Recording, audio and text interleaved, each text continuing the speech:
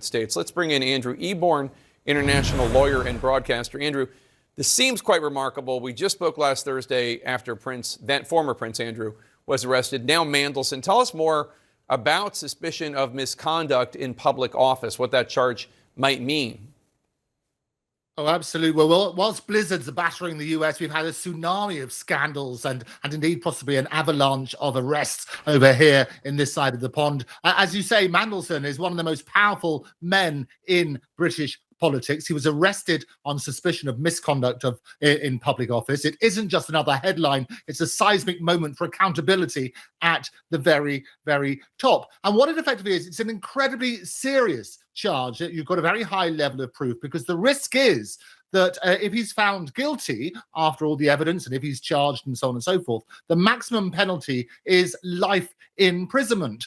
No charges have been brought, and Mandelson, as you rightly say, protests his innocence at the moment, and everybody is entitled to be presumed innocent until proven guilty. In fact, very strict rules here in the UK about contempt of court, and once somebody has been arrested, those contempt of court rules kick in, and what they basically say is you can't comment on any evidence, you can't comment on suspicions, you can't comment on any previous convictions, if there are any, in case there's a risk of prejudicing a fair trial. So whilst justice is done, it also needs to be seen to be done, and nobody is above the law, but everybody is entitled to that fair trial. So Prime Minister Starmer has been facing considerable pressure and criticism, not over his relationship with Jeffrey Epstein, but over his appointment of Mandelson to be ambassador.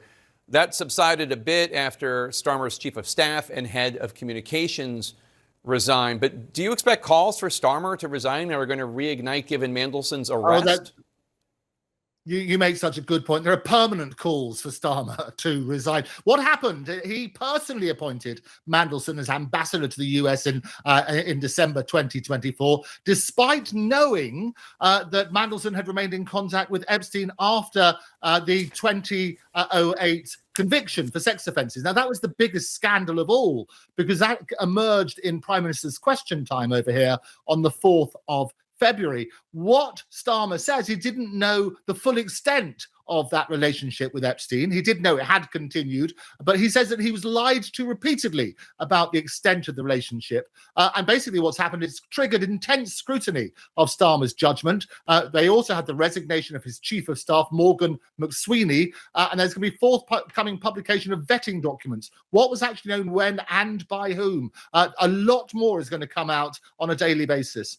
Andrew Eborn, thank you so much.